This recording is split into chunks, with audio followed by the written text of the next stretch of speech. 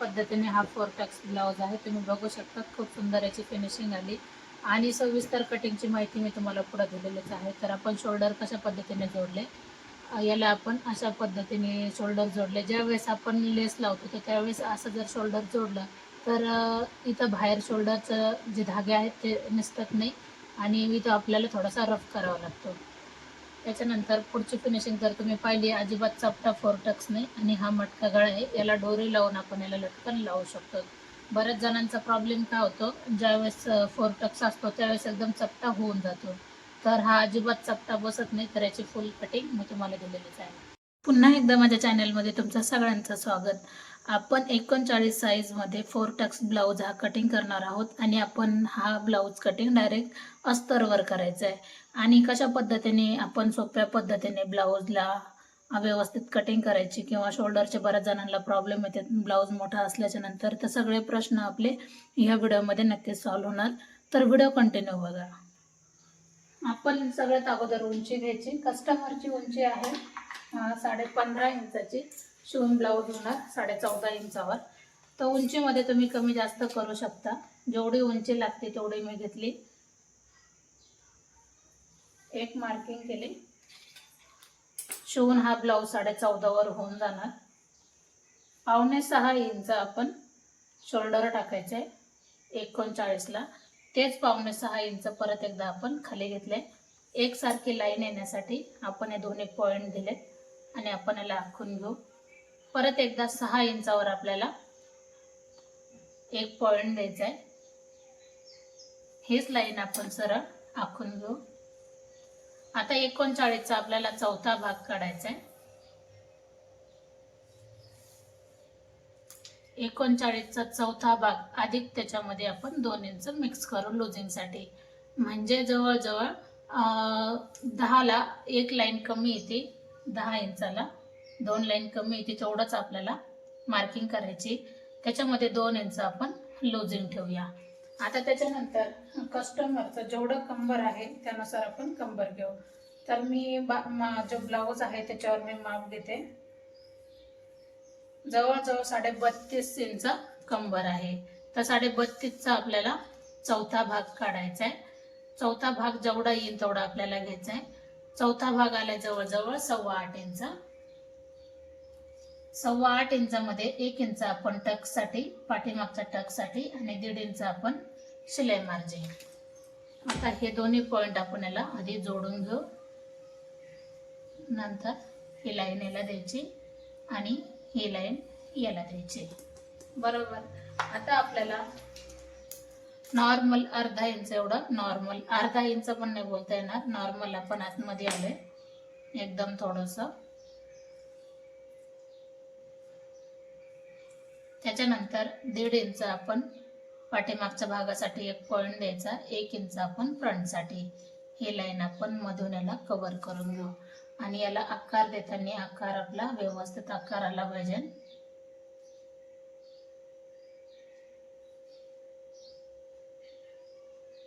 अशा पद्धतीने याला आपण आकार देऊ. तरी पण हा आकार आपण ज्यावेळेस कात्रीने कट करतो अजून छान येऊन जातो.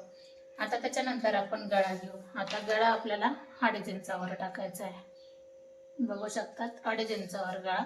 त्याच्यानंतर 11 इंचावर आपण एक गळा टाकू. म्हणजे हा शिवून जवळजवळ 10.5 इंचाचा हा होऊन जाईल.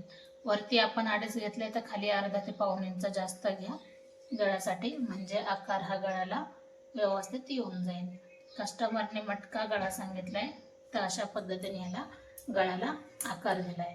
आता कधी पण गळा जर उतरत असेल तर आपल्याला गळ्याकडून नॉर्मल अर्धा इंचापेक्षा थोडंसं कमी आपल्याला उतार द्यायचा आहे. अशा पद्धतीने आपला हा पाठीचा भाग पूर्ण कंप्लीट झालाय. त्याच्या अगोदर मी आता याची कटिंग करते. आता जो उतार मी गळ्याला दिलाय तो उतार मी शिलाईमध्ये, म्हणजे ज्यावेळेस आपण शोल्डर जोडतो त्यावेळेला मी ते दाबून घेते, म्हणजे व्यवस्थित आपला गळा येऊन जातो. कटिंगची काही गरज पडत नाही. शक्यतो मग मी शिवतानाच त्याला ॲडजस्ट करते. 39 साईजमध्ये 4 टक्स ब्लाऊज आपण कटिंग करते. परत एकदा सांगते. आता आपण जो पाठीचा भाग आहे तो आपण याच्यावर ठेवून पूर्ण आखून घेतलाय आणि खुली बाजू माझ्याकडून आली, बंद बाजू समोरून गेली, म्हणजे आपल्याला हा जो भाग आहे सगळा वापरण्यात येतो कपडा. आता हे मी बाजूला काढते जो आपला पाठीचा भाग आहे. त्याच्यानंतर आपण इथं गळ्याला मार्किंग करायची 2 इंचावर, सॉरी 2.5 इंचावर. तसंच आपण फ्रंट गळा घ्यायचा आहे 5.5 इंच. तुम्ही 7 इंचापर्यंत, ज्याला त्याला आवडीनुसार गळा असतो फ्रंटचा, तुम्ही त्यांच्या आवडीनुसार घेऊ शकता.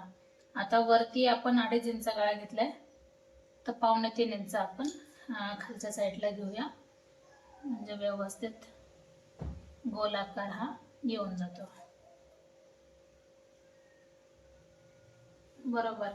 आता आपल्याला काय करायचं आहे, 12.5 इंचावर आपण एक पॉईंट देऊ, जी आपली क्रॉस पट्टी असेल, किंवा खालच्या साईडला जरी तुम्ही इकडच्या बाजूने 2.5 इंच घ्या, इकडच्या बाजूने 2 इंच घ्या. बरोबर. ही फिटिंग कडची बाजू आहे आणि ही झाली आपली हुक कडची बाजू. आता हे दोन्ही पॉइंट आपण याला मिक्स करून घेऊ. बरोबर. आता त्याच्यानंतर आपल्याला हा पॉइंट जरी राहिला तर काही हरकत नाही. आता इथपासून आपल्याला 2.5 इंचापर्यंत आपल्याला एक पॉइंट द्यायचा आहे आणि आपल्याला त्या पॉइंट पासून आपल्याला 1 इंच तरी आपण वरती घेऊया क्रॉस पट्टीसाठी. कंपल्सरी सांगते, क्रॉस पट्टीमध्ये उंचीमध्ये 1 इंचाचा बदल करा, म्हणजे उंचीमध्ये 1 इंच जास्त घ्या, ज्या वेळेस तुम्ही डायरेक्ट अस्तरवर कटिंग करताय. बरोबर. आता आपण येऊया टक्स कड. त्याच्या अगोदर आपण फ्रंट मोंडासाठी 1/2 इंचाचा आपण आकार द्यायचा आहे आतमधल्या बाजूने. तर आपण तो 1/2 इंचाचा आकार दिलाय. त्याच्यानंतर आपण टक्स पॉइंटसाठी घ्यायचंय जवळजवळ 39 साईजला 4 इंच एवढा. तसंच आपण वरती यायचंय 1 इंच.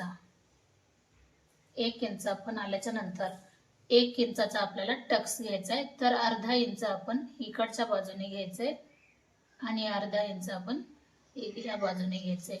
हे दोन्ही पॉइंट आपण याला जोडून घेऊ. सगळ्यात महत्त्वाचं म्हणजे आपल्याला फ्रंट टक्स असतो, का ज्यावेळेस आपण फ्रंट टक्सनी टक्स बनवतो तर चेस्टमध्ये फिटिंग एकदम व्यवस्थित येऊन जाते. त्याच्यानंतर 1.5 इंचावर हे बाकीचे टक्स घ्यायचे 1.5 इंचावर आणि फ्रंट टक्स घ्यायचे आपल्याला जवळजवळ 2.5 इंचावर. आता हे सगळे टक्स आपण पॉइंट देऊन घेऊ. बाकीचे सगळे 1/2 इंचापेक्षा थोडंसं कमी घ्यायचं आहे आपल्याला.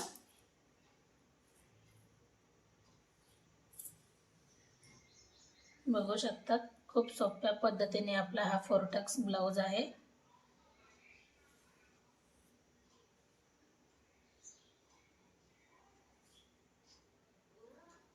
अशा पद्धतीने आपला हा 4 टक्स ब्लाउज पूर्ण रेडी झालाय. तुम्हाला कसा वाटला नक्कीच कमेंट करून सांगा. आता आपण याचे करूया कटिंग. आता कटिंग करताना आपण अशा पद्धतीने करू का क्रॉस पट्टी आपल्याला बाहेरच्या बाजूने कट करायची पूर्ण, आणि कधी पण कटिंग करताना आपण बाहेरचा भाग अगोदर सगळा कट करून घेऊ. कोणाला काही डाऊट असतील तर कमेंट करा, आपण हर एक याचं उत्तर देऊ.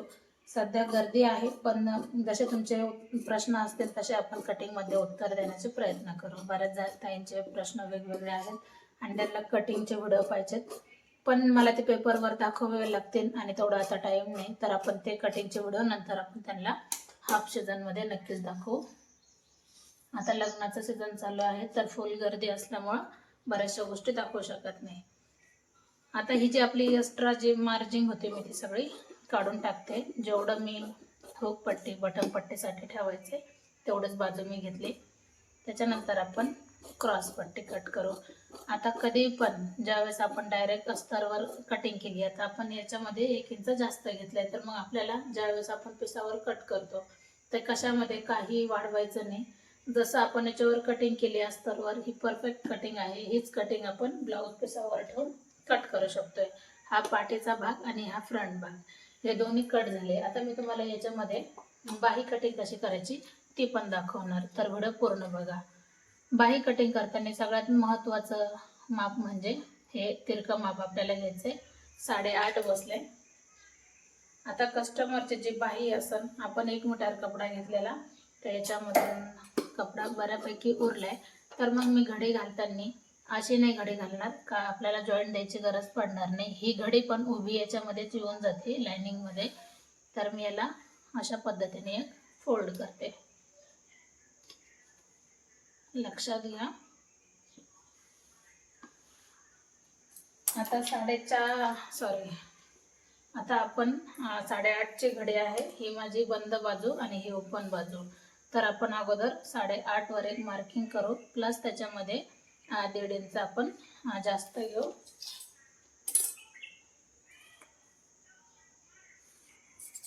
आता कस्टमरची जेवढी बाही आहे तेवढी आपण घेऊया.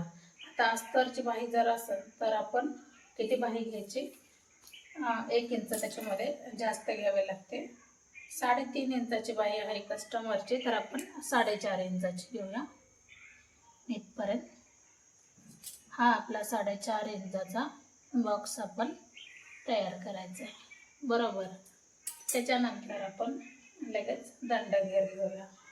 दंडघेर अधिक त्याच्यामध्ये तुम्ही लूजिंगसाठी म्हणजे शिलाई मार्जिनसाठी 1 ते 1.5 इंच घेऊ शकतात.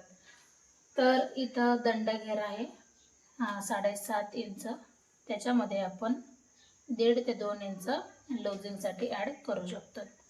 आता हा पॉईंट आला आपला इथपर्यंत आणि हा पॉईंट आला जवळजवळ इथपर्यंत. आता आपण आकार देताना आपल्याला कसा आकार द्यायचा आहे, ह्या बाजूने.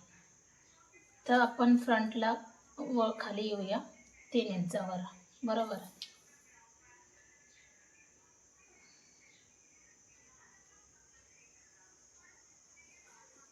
हा आकार इथं जोडला जाईल. आता मी तुम्हाला कटिंग केल्यावरच दाखवते कशा पद्धतीने याची कटिंग झाली.